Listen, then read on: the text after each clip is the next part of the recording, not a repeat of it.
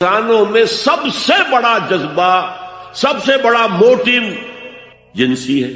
اللہ نے بڑی کشش رکھی، مرد میں عورت کے لیے، عورت میں مرد کے لیے، لیکن عورت پیسیو ہے، مزاجن، وہ اقدام نہیں کرتی، آگے نہیں بڑھتی، مرد اقدام کرتا، آگے بڑھتا۔ یہ جو کشش ہے، اس کے نتیجے میں مرد اور عورت کے درمیان بے حجابی گویا کہ آگ پر تیل ڈالنا ہے، آگ بھڑکے گی۔ اسلام نے اس کو روکا ہے، پورا نظام اس کا معاشرتی، ایک بہت بڑا پردہ پورے معاشرے میں ہے، بہت بڑا پردہ، جیسے یہ چھوٹا سا پردہ آپ کو نظر آ رہا ہے نا، ادھر عورتیں ادھر مرد ہیں۔ اب یہ ہے بہت پیاری آیت ہماری خواتین کے لیے قابل غور۔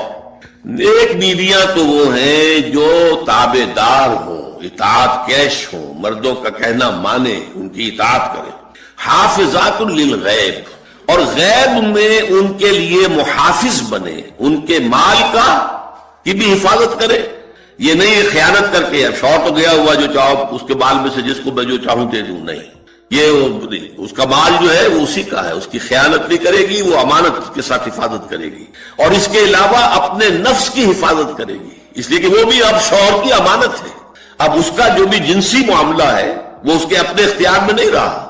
اس کو مل کے بزا کہتے ہیں ہماری فقہ کے اندر، کہ در حقیقت اس کا اختیار کامل اب شوہر کے ہاتھ میں آ چکا ہے، اس کے جنسی اعضاء جو ہیں وہ شوہر کے کنٹرول میں ہے، مل کے بزا، ملکیت گویا کہ اس کی ہے، لہذا اس میں کوئی خیانت اگر وہ کر رہی ہے تو وہ بھی اس کے خلاف ہو جائے گا معاملہ۔ فالصالحات قانتات، تو نیک بیویاں وہ ہوتی ہیں جو تابع دار ہو، فرما بردار ہو، اور غیب میں یعنی شوہروں کی عدم موجودگی میں، جبکہ موجود نہیں ہے، حفاظت کرنے والی ہوں، اور وہ حفاظت مال کی بھی اور اس کے ان کا اپنے نفس کی بھی۔ اور یہ کام آسان نہیں ہے، آپ کو معلوم ہے، شوہر کبھی 4 مہینے کے لیے باہر چلا گیا ہے، کبھی 1 سال کے لیے باہر چلا گیا ہے، عورت کے لیے اپنے نفس کو تھامے رکھنا، اپنے جنسی خواہشات کو، فرض کی جوان عورت ہے، اس کی اپنی بھی، اس کی بھی تو نفسانی خواہشات ہیں، تو آسان کام نہیں ہے۔ یہی وجہ ہے، آپ کے علم میں ہوگا کہ واقعہ بڑا عجیب پیش آیا تھا، اس کو بیان کرتے ہوئے شرم بھی آتی ہے۔ حضرت عمر رضی اللہ تعالیٰ عنہ اپنی رات کے گشت میں ایک مکان کے پاس سے گزر رہے تھے، تو انہوں نے سنا کہ ایک عورت جو ہے وہ بڑے درد بھرے الفاظ میں کچھ گا رہی ہے۔ اگر مجھے اللہ اور اس کے رسول کا فرق کا خوف نہ ہوتا تو تم دیکھتے کہ اس وقت میری چارپائی جو ہے چرچرا رہی ہو۔ تو اس پر حضرت عمر جو ہے وہ تنبہ ہوا کہ ہمارے لوگ جو ہیں جہاد پر جاتے ہیں، سال بھر تک واپس نہیں آتے، تو اس سے تو سوسائٹی کے اندر بہت زیادہ جو ہے ایک اندیشہ اور خطرہ پیدا ہو جائے گا۔ تو انہوں نے اب دیکھیے یہ بات بھی کہ دین میں کوئی شرم اور حیا اس معاملے میں نہیں ہے، کہ اپنی بیٹی سے پوچھا، حضرت حفصہ سے، اب وہ بیٹی بھی ہے اور ام المومنین بھی ہے، حضور کی اہلیہ ہے تو ام المومنین ہے، لہذا حضرت عمر کے لیے بھی ماں کے درجے میں ہے، اگرچہ ہے حضرت عمر کی صاحبزادی، کہ تم مجھے بتاؤ حفصہ، ایک عورت زیادہ سے زیادہ کتنے عرصے تک صبر کر سکتی؟ اور کوئی قباحت محسوس نہیں کی حضرت حفصہ رضی اللہ تعالی عنہا نے، کہ 4 مہینے۔ تو پھر انہوں نے یہ آرڈر نافذ کر دیا، کوئی مجاہد 4 مہینے سے زیادہ جو ہے وہ بحث پر نہ رہے، لازماً وہ آئے چھٹی لے کر اور وہ گھر پہنچے۔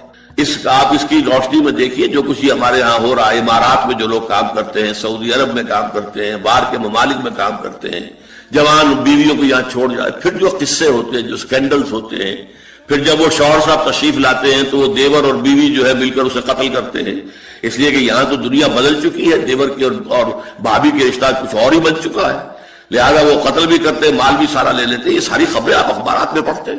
یہ کیوں ہے؟ فطرت کے خلاف ایک طرز عمل آپ اختیار کر رہے ہیں، یا تو اپنی فیملیز کو ساتھ لے کر جائے گی، یا یہ ہے کہ پھر یہ وقفہ کا جو ہے معاملہ زیادہ، میں سمجھتا ہوں اس حدیث کے بعد جو حضرت عمر کا فیصلہ تھا 4 مہینے کا، اس سے زائد جو ہے باہر سٹے کرنا، اپنے گھر نہ آنا، ایک اعتبار سے گناہ کے درجے کی بات ہو جائے گی۔ علیکم بسنتی و سنت الخلفاء الراشدین المہدیین، تمہارے ذمے ہے میری سنت بھی اور خلفاء راشدین جو ہے میری، ان کی سنت بھی۔ انسانی تمدن کا اہم ترین اور بنیادی ترین مسئلہ کیا ہے؟ تمدن کا ایک ہے انسانی زندگی کا مسئلہ۔ انسانی زندگی کا سب سے پہلا مسئلہ وہی ہے کہ جو حیوانی زندگی کا بھی ہے، اپنی مادی ضروریات، پیٹ کھانے کو مانگتا ہے، سب سے پہلے یہی ہے، اس میں کوئی شک نہیں۔ لیکن اس کے بعد جب 2 انسان ملتے ہیں اور اس سے تمدن شروع ہوتا ہے، اس کا سب سے بڑا مسئلہ ہے انسان کی شہوت۔ اللہ نے 2 جنسیں بنا دی ہیں، مرد ہیں، عورت ہیں، اور ان دونوں کے درمیان تعلق سے نسل آگے چلتی ہے۔ اب اس معاملے کو کیسے ہارنس کیا جائے، کیسے منظم کیا جائے، یہ جذبہ بہت پوٹنٹ ہے. جو فرائڈ نے کہا ہے بس وہ یوں سمجھیے کہ ذرا زیادہ مرچ مسالہ لگا دیا، ورنہ اس میں کوئی شک نہیں کہ یہ بہت ہی پوٹنٹ جذبہ ہے انسان کا. انسٹنکٹ جو ہے سیکس کا انسٹنکٹ وہ بہت مضبوط ہے، بہت قوی ہے. لیکن جو شاید اتنی قوی ہو اتنا ہی اسے پھر جو گھوڑا جتنا منہ زور ہو اتنا ہی اس کو لگام دینا جو ہے وہ آسان نہیں ہوتا، اس کے لیے پھر مشقت کرنی پڑتی ہے. تو اب اگر تو اس سیکس کو اوپن کر دیا جاتا، کھلا سیکس، فری سیکس، آج کل یہ لفظ استعمال ہوتا ہے فری سیکس، کیوس ہوتا، تمدن میں فساد ہو جاتا. اس کے لیے شادی کا معاملہ کہ ایک عورت کا ایک مرد کے ساتھ رشتہ رہے، سب کو معلوم ہو کہ یہ اس کی بیوی ہے، یہ اس کا شوہر ہے، تاکہ اس طریقے سے نسب کا معاملہ بھی چلے اور ایک خاندانی ادارہ وجود میں آئے. ورنہ تو خاندانی ادارہ بس کیسے وجود میں آئے گا؟ فری سیکس میں تو خاندانی ادارہ وجود میں آ ہی نہیں سکتا. تو شادی کا، نکاح کا یہ رشتہ جو ہے یہ اللہ تعالیٰ نے اختیار کیا اور یہ انسانوں کو سکھایا. اور آج کی دنیا میں تو جو یہ مرد و عورت کی مساوات کا سلسلہ ہے یہ شیطان کا سب سے بڑا فلسفہ اور معاشرے میں فساد اور گندگی پیدا کرنے کا اس کا سب سے بڑا ہتھیار ہے. اور اب جو کچھ رہی صحیح اقدار ہماری ایشیا کے ممالک جو ہے زیادہ تر مسلمان ممالک ہیں، ان میں خاندانی نظام کی جو بچی کھچی شکل رہ گئی ہے اس کو برباد کرنے کے لیے یہ قاہرہ کانفرنس اور بیجنگ کانفرنس، اس ایشیا کا گھیراؤ دونوں طرف سے، مشرق سے مغرب سے، کہ عورت کو آزاد کرو، عورت کو اٹھاؤ، ایمینسیپیشن کے نام پر، آزادی کے نام پر، اور مرد و عورت کی مساوات کے نام پر، تاکہ خاندانی نظام ٹوٹ کر رہ جائے جیسے کہ ان کے ہاں ٹوٹ چکا ہے. خاندانی نظام نے، یہ کلنٹن صاحب نے کہا تھا اپنے 9.5 کے میسج میں کہ ان قریب ہماری قوم، امریکن نیشن، بہت جلد اس کی اکثریت حرامزادوں پر مشتمل ہوگی. Born out of wedlock, وہ کسی شادی کے نکاح کے نتیجے میں کوئی وجود میں نہیں آئے، زنا کے نتیجے میں وجود آئی بھی قوم ہوگی. ون پیرنٹ فیملی رہ گئی ہے، ماں ہی باپ ہے اور وہی ماں ہے، اور وہ دونوں وہ جانتے ہی نہیں. اب وہاں بڑی ایک مہم اٹھ رہی ہے کہ ہر انسان کا حق ہے جیسے معلوم ہو کہ میرا باپ کون ہے. وہاں تو بہت سے لوگ پتہ ہی باپ کون ہے میرا کیا پتہ. یہ تباہی ہے جو اس معاشرے پر آ چکی ہے، اور ہمارے ہاں بھی لوگ اسی معاشرے کی نقالی پر چیلنج کریں. وَيَسْأَلُونَكَ عَنِ الْمَحِيضِ، اور وہ عورتوں کے ایام ماہواری کے بارے میں آپ سے سوال کر رہے ہیں. قُلْ هُوَ أَذًى، کہہ دیجئے وہ ایک ناپاکی بھی ہے اور ایک تکلیف کا مسئلہ بھی ہے. فَاعْتَزِلُوا النِّسَاءَ فِي الْمَحِيضِ، تو حیض کی حالت میں اگر تمہاری بیویاں ہوں تو ان سے علیحدہ رہو، مقاربت نہ کرو.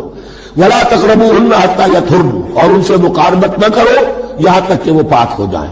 فَإِذَا تَطَهَّرْنَ،